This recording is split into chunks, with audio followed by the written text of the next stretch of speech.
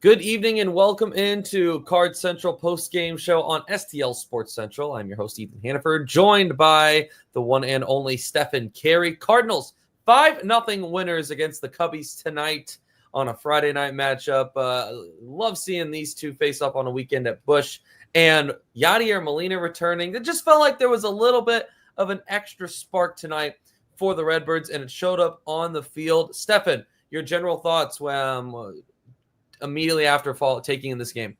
Yeah, this was the most complete win I've seen from this team in probably about 2 months, and definitely the most complete win we've seen since the All-Star break. Top to bottom, they played better than the Cubs. They hit better, they played better defense, they pitched better. And to outpitch Matthew Boyd, who's the ace of this rotation for the Cubs for all intents and purposes, it was great to see. We've talked plenty about the importance of having these young guys gaining confidence against good baseball teams. Look at their last 4 games. You take 2 out of 3 against the Dodgers, then you shut out the Cubs 5-0 at home as the start of your homestand, right? I'm not saying that this is where you go on a little bit of a run, but you're getting contribution from players that you weren't getting contribution from early on in the year. Jordan Walker had a phenomenal night at the plate, a 434-foot home run. He was hitting balls on the nose. Everything was triple digits, exit velo, which is exactly what you want to see from him. So I think that really, to be able to be a fan and to understand the rationale behind what the game plan is for these guys, I don't think they're giving up on potentially fighting for that final wild card spot. But is it likely? No. I think it's really, really important. It's important to see the Cardinals find a way to exploit their young core and get them acclimated to winning big games like this, especially in division. How far can it, in a season like this, right? I think it could get really easy to think that the wins and losses don't matter, which obviously, right, if you fall out of a playoff race to a certain extent, right, the importance level isn't as big. But why is it important to not lose that mindset that you're still trying to win every single night, especially for a young team in the position that the Cardinals are right now? Yeah, I like to think of baseball as a game of building blocks, especially from the team aspect. If you look at the postseason, the teams that go to the World Series are usually teams that were in the postseason the year before and just fell short. You're building up to it. You are putting pieces in place to try and become that team that again, is the Jenga puzzle that isn't completely ripped apart. You're finding ways to remove and to add pieces and to find a way to get to that next level. And the writing's on the wall that there are some really good pieces for the Cardinals here. The question is, can they be consistent? And I don't think they have been throughout the course of this year. Now, with the fact that, okay, there's not pressure every single night to go and be in the hunt for a divisional spot or a wild card spot, I think it's caused a lot of the players to loosen up, to go and play their game, to play a solid Cardinals-esque brand of baseball. And with that, it doesn't really matter who they're playing. They're not looking a week in advance. They're looking at the night they're playing. And to keep that focus on that day and play where your feet are is a really valuable lesson for all of them to learn. We saw Ali Marmol put out a lineup tonight that, because they were facing off against the lefty, had a lot of right-handed hitters in it. The only lefties tonight being Donovan and Burleson, I believe, which those are the 2 guys that he's really said are going to play every day for this team. But you look at the young core of righties tonight at the bottom of the lineup. Mason Wynn 2 for 4. You mentioned Jordan Walker 3 for 4 tonight. Thomas Saggese also 2 for 4 tonight. And then Pedro Pages has been swinging a better bat as of late. 2 for 4. His batting average slowly creeping up now to 210. Talking just about that young core and some of these guys starting to figure it out. I mean, it's what the purpose of this time is right now, right? And I think most people would probably agree that Jordan Walker is the most exciting one because I think he's probably the one with the highest ceiling. But when you take into consideration him, how Nolan Gorman and Lars Nootbaar have been swinging it since they returned from the injured list, how encouraging is this knowing that either you're finding pieces that you're going to have for 2026 or guys are upping their value to be traded in the offseason? I know it's a small sample size of what we've seen here in the past, probably 7 to 10 games, but feels like things are moving in a better direction as far as that runway goes and guys taking advantage of that opportunity. Yeah, I think I have a tendency to overreact to some of these things, especially with the small sample size, and maybe place honorifics on some undeserved qualities. And you got to give credit where it's due. They've all looked better at the plate. They all have, all three of them. But Jordan Walker is the case to me that is the most important of all of them. Former number one prospect in the organization. You need a powerful right-handed hitting middle of the order bat that's not named Ivan Herrera. That is a position player that will be in there every single day. And a righty. Yep. And Jordan Walker could be that player if he finds consistency, right? He is in many ways to me the missing piece for this team. If he can get things going, people will rally around him. People say build around Brendan Donovan. I love that idea, but he's not the Fernando Tatis, Ronald Acuna type player that Jordan Walker maybe could be, with the power, with the arm, and now with the defense. You start to see that there is a next level to his game at the major league level.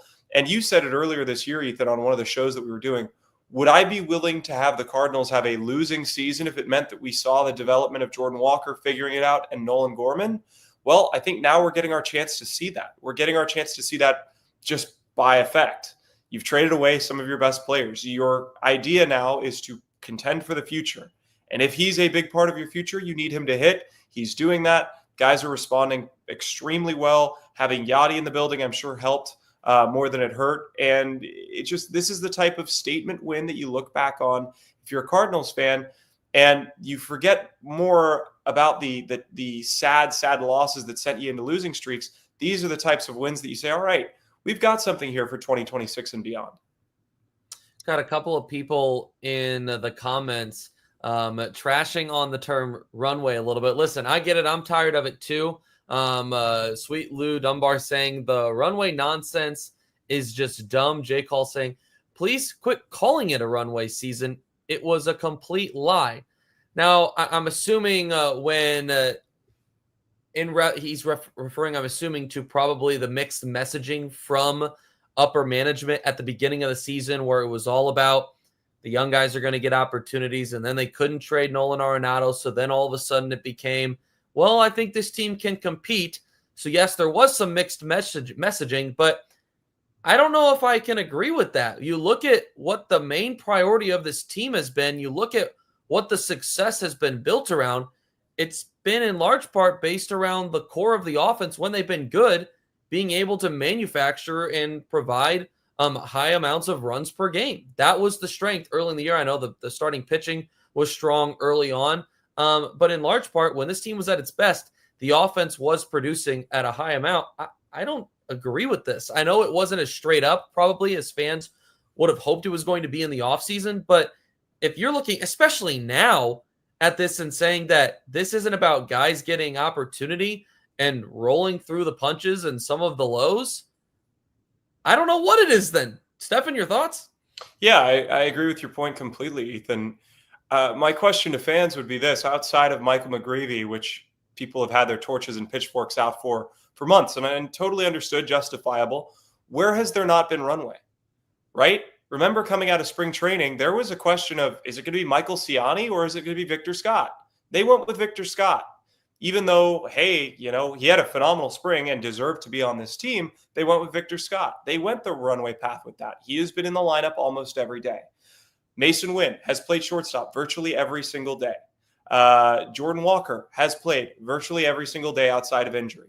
Nolan Gorman has certainly had his time where he's played, but not as much. But the argument there is this: are you going to play him over your best player at second base, Brendan Donovan, who you still wanted to get a longer look at? You understand how good of a player he is now. He's probably the player that you know the most about. Or are you going to play him over the guy that you're owing $30 million to this year? You're not. So your hands are tied. They tried to trade Arenado. They tried. They made their moves. It didn't work out. That's a runway-esque play by the front office. It didn't work out. And because of that logjam, it affected all other avenues. They gave Ivan Herrera chance after chance after chance to be an everyday catcher. It wasn't working. And so I can't think of anything that represents runway more than Ivan Herrera at 24 years old being an everyday designated hitter. He's 24 and he's an everyday designated hitter. That's runway. That's giving him as much opportunity as you possibly can get. And I think that this is really more of what the Cardinals had planned at this point in the season for what they wanted the beginning of the season to look like. They wanted the season to look like Sajaci or Gorman at third, Wynn at short, Donovan at second, Contreras at first, Burleson DHing or playing the outfield, Herrera being in there every day. And I think that young synergy that this lineup has every single day gives me a lot of hope for what this team could look like if you add a few more pieces of the pitching variety and you start to develop in the minor leagues as well. They're not too far away from being a pretty good team. Speaking of runway, one of those guys, right, switching to the pitching side that, these last couple of months of the season, you're going to get plenty of opportunity. Some of it's going to be good. Some of it's going to be bad. Some of it had been bad as of recent. 3 of Michael McGreevy's last 4 starts had been disappointing, and one of them being against the Chicago Cubs back at the end of June when he went only 4 2/3, allowed 5 earned runs and 7 hits.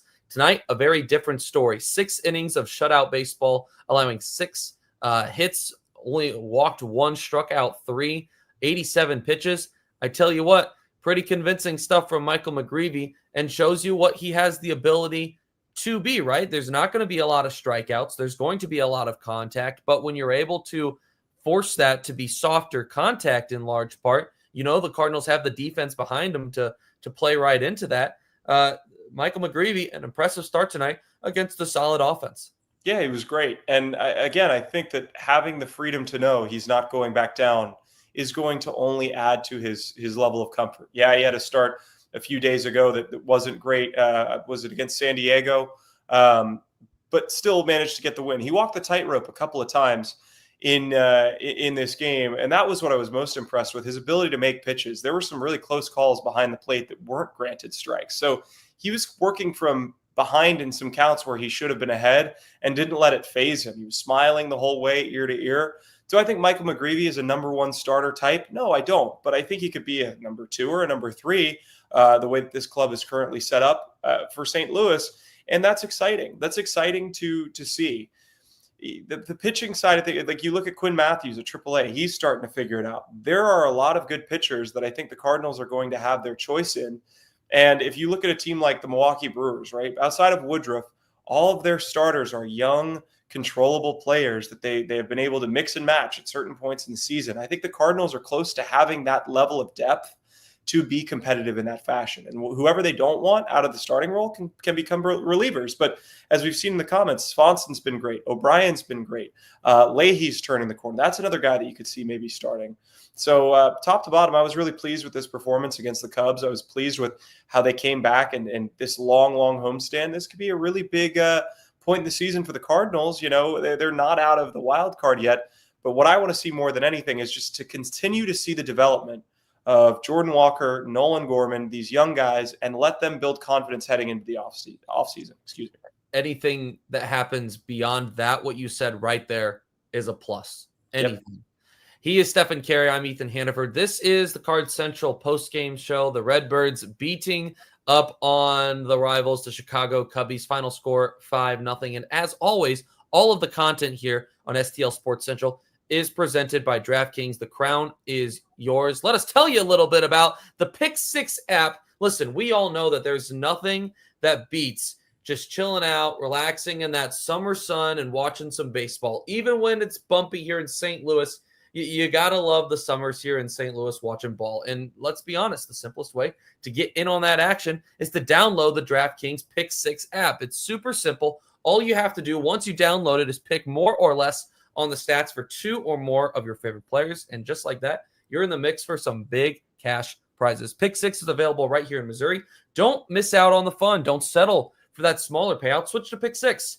And right now, new customers can get $25 in bonus picks with their first deposit of $5 right there on DraftKings, with a crown is yours. Gambling problem? Call 1-800-GAMBLER. Help is available for problem gambling. Call 888-789-7777 or visit ccpg.org in Connecticut. Must be 18 and over. Age and eligibility restrictions vary by jurisdiction. Pick 6 not available everywhere, including New York and Ontario. Void where prohibited. 1 per new customer. Bonus awarded as non-withdrawable Pick 6 credits that expire in 14 days. Limited time offer. See terms at pick6.draftkings.com/promos. He's Stefan Caray. I am Ethan Hannaford, and this is the Cards Central Postgame show on STL Sports Central. I'm not sure if any of the STL Sports Central shows had the chance to dive super deep into the news about Yadier Molina. I know it came out sometime this morning, but I'm not sure how the timing of all the shows worked out with that. So let's talk about that a little bit. Yadier Molina, a guest coach in the clubhouse, in the dugout, tonight and tomorrow for these games against the Chicago Cubs, apparently in town for some sort of event, and got a call and ended up giving a call to Oli Marmol, said that he wanted to hang around the team, say hello to Oli. They were they're very good friends, got close, obviously, in Yadi's final year here with the club. And Oli, being the guy he is, said, why don't you just come and just hang in the dugout with us during these games? I don't think that having one of the best defensive catchers of all time is going to hurt anyone on this young club at this point. Obviously, some of these guys playing with Yadi during the early parts of their careers. Let me ask you this, Stefan. What kind of, even in small roles like this, whether it be from a fan perspective, a player perspective, what kind of impact does it say when a guy at the caliber of player that Yadier Molina is wants to come back and spend time with you? I think it says everything that maybe the pessimistic fans that are watching don't want to hear. It's that for years, Yadi was not involved with the team. These former players, these Cardinals Hall of Famers, these red jacket wearers were not involved with the team on a day-to-day basis because they didn't want to be. They were disinterested with the direction of the organization. I find it awfully hard to believe that Yadi would just show up because he wanted to. He's excited about what these guys are putting together. He's excited about who's in that clubhouse. He's excited about who's leading that clubhouse. I don't think you turn a 180 on everything that you were believing in to come in and hang out with just any team. This is a team that has a lot of young pieces, a lot of malleable pieces, and to have his presence there and the impact that he made not only in the community, but also behind the plate and at the plate for the Cardinals in their history is going to be important for players like Jordan Walker, Mason Wynn, who need to take that next step and become the new faces of the franchise. So to have him there, I'm sure was energizing. To have him there against the Cubs of all teams, I'm sure was extremely refreshing for that clubhouse after a long West Coast road trip. So yeah, I mean, the value speaks for itself. Him being there helped this team win. Credit to Oli Marmol for saying, hey, come on in, welcoming Yadi back into the clubhouse. And that sets a precedent that anyone who's willing to help this team, as long as it helps the team win and helps these players develop, it's all hands on deck, as it should be. The first time that Yadi and Albert returned to St. Louis once their playing careers had ended and made appearances at the ballpark was at the end of the 2023 season. And it's when Adam Wainwright was retiring, and they had the ceremony for him, which was phenomenally done by the Cardinals from top to bottom. It was very excellent.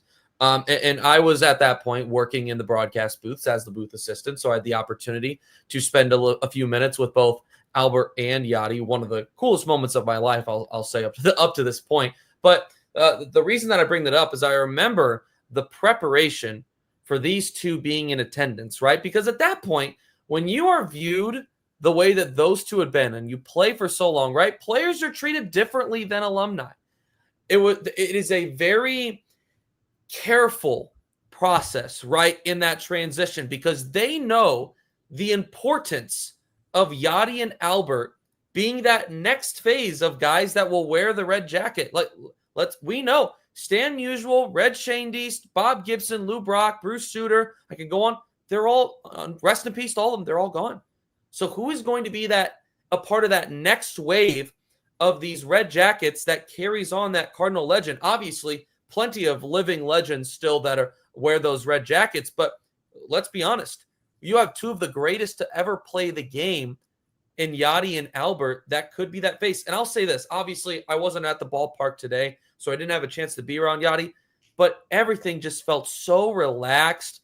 And I will give credit to Oli Marmol and him being so welcoming to Yadi, right? A guy that there's been a lot of noise, at least from the fans and to a certain extent from the media about, oh, Yadi, let's get Oli out of here. Yadi, the next manager. Clearly, Oli, one, doesn't view Yadi as a concern for taking his job, but two, cares enough about his young clubhouse, right, to have guys like that around. I think it speaks both to Ollie and the kind of manager that he is, but also to where Yadi feels right now to a certain extent with the organization.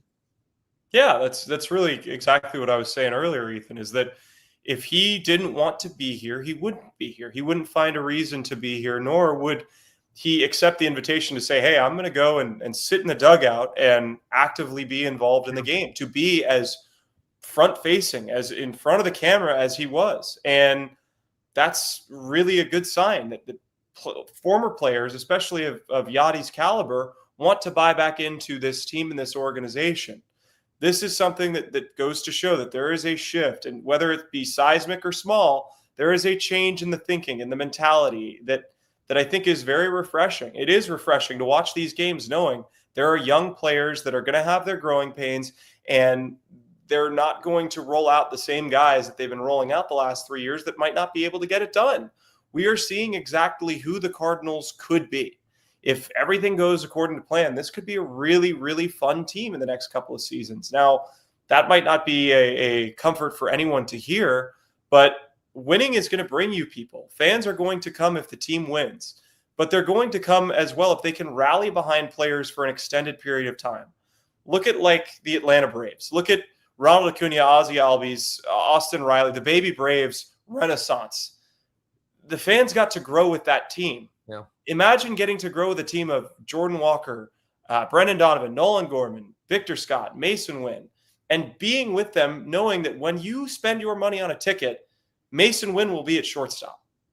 That you can't put a price on that, as long as he goes out and plays well. It's been fun to watch. It's been fun to watch with less pressure of knowing, hey, maybe we're not necessarily in the mix for the division, but we can still be a scrappy ball club, and we got something back at the deadline. So would I love to see this team be in first place in the Central? Absolutely. But would I like that at the risk of the team not playing well in 26 and 27? Absolutely not. I want there to be sustained success, and I think that those who are level-headed and have watched this team see that that's a possibility. We'll begin wrapping here in a couple of minutes on the Cards Central post-game show. The 12th time the Cardinals have shut out an opponent this season, only the 6th time that the Cubbies have been shut out in 2025. Obviously, Michael McGreevy responsible for 6 of those innings, but the bullpen once again does their job, shutting things down in the 7th, 8th, and 9th. Matt Swanson, Jojo Romero, and Riley O'Brien seem to be becoming, Stefan, that new 7th, 8th, 9th core. Originally at one point, right, was Matt's Maton mixed in with Romero, and then Helsley, of course. And I think that this right here is another reason to have fans intrigued, is that so far, in large part, it's been a very good product that you've seen from these 3 guys. Super encouraging. It's not just the numbers, right? It's the stuff. It's the quality of the stuff. And you throw Kyle Leahy into that, obviously a little bit of a different style pitcher than those 3 guys. But it'll be interesting to see how first off, it's going to depend, right, where Chaim Bloom and this upper management evaluates this Cardinals team to be heading into 2026, how close he really thinks they are, right, to depend on what he would like to add to the bullpen. You'd like to think that there'll probably be at least a piece or 2 added, one for depth, but also just to have, it's a good area to have veterans. And then you also take into consideration there's the ability to sell them if needed at the deadline. I say all that to say that the core, right, that you're getting from that bullpen, like I said, once again, small sample size, seems to be pretty encouraging up to this point, and something that you can continue building around. And up to this point, haven't really skipped a beat from what you traded away. Yeah, I think that when you look at the bullpen, that's one aspect of this team that was a bit uncharacteristic from what you see in most major league clubs. It was a strange offseason for the Cardinals. They only signed one free agent. It was Phil Maton, and that garnered a lot of results. But usually you can trade away a lot of your bullpen pieces and sort of restructure it year by year. The Cardinals didn't do that. They had a lot of returning pieces. That never gives you the opportunity to go and see who you have at AAA. you burn out the same 5 guys options. You see the Fernandezes of the world. You see the Rodri Munozes of the world. But now you've gotten to see Swanson. Now you've gotten to see Granillo. You've gotten to see Graceffo. You've gotten a better look at all these players. And you can start to gear toward, okay, maybe these are your pieces. If we add a guy or two, a veteran into that mix, then we've got a pretty solid bullpen. They're going to be young. There are going to be growing pains. But the main concern with Riley O'Brien was he was effectively wild and he was hurt. He's gained command. He's got all the stuff in the world to be a successful closer type or setup man. That's awesome to see. Kyle Leahy, he could fill your Steven Matz role next year. He could be a hybrid. He could start and relieve. He could be a spot starter if you needed him to. So you look at how it's fleshing out for this group. The bullpen is not a major concern for me at all. It's starting pitching, and where's your power coming from? There's no power on this team, right? If Jordan Walker starts to turn it around, then you get Herrera and Walker being pretty legitimate power threats. Burleson, for a guy his size, you'd like to see him be a 30 home run man. Can he be? I think he has potential, certainly. But those are your 3 guys that can really provide some thump. Contreras at this point in his career, he's probably a 20, 22 home run guy, which is great because he's still producing at the plate. He still is very selective at the plate and playing very good defense at first base. There are really good pieces that this team has. They just need to add around and be consistent. And that's all I can say is tonight was a really good example of what this team can be. Will they be that consistently? Only time will tell. But tonight was a really good start for the homestand. Cardinals moved to 58-58 with the win. The Cubs dropped to 66-48, and the Brewers won tonight as well. So they drop now to 5 games back of the Brew Crew in the National League Central. Tomorrow, 6:15 first pitch, as they'll avoid the St. Louis Heat with that later start. Andre Palante taking the mound for the Cardinals. We'll see which version of them we get tomorrow. Hopefully a version similar to what Michael McGreevy, those two similar in the sense that both contact sinker-heavy pitchers, and then Colin Ray going at it for the Chicago Cubs. Any final comments, Stefan, before we wrap up here? No, it's just great. It's great to see the Cardinals playing the quality of baseball that they have against their last 2 opponents. Dodgers and the Cubs, 2 of the best teams in baseball, and they've been unfazed by it. So that tenacity, that grit that we're seeing from this young group, that's something that you can't teach. You've just sort of got to learn on the job, and they've learned it. So we'll see how the rest of the series goes. It would be nice to see them get another win and guarantee staying above 500 after the Cubs leave town. But this is a long homestand, big opportunity to gain some games, and who knows what happens once you leave Busch Stadium at the end of the week. My apologies, 59-58 now with the win tonight, and then the Cubbies 66-49. Thank you, Jeremy, for correcting me in the comments. Well, that concludes our post-game coverage of tonight's game. Once again, the Cardinals defeating the Chicago Cubs 5-0, the final score highlighted by Michael McGreevy's dominant start. Yadier returning in the dugout. That was fun tonight, and look forward to seeing him back there tomorrow. And the Cardinals an opportunity to win the series tomorrow against the Chicago Cubbies. That concludes our coverage. He is Stefan Caray. I am Ethan Hannaford. This has been the Cards Central Postgame Show on STL Sports Central. We will see you tomorrow.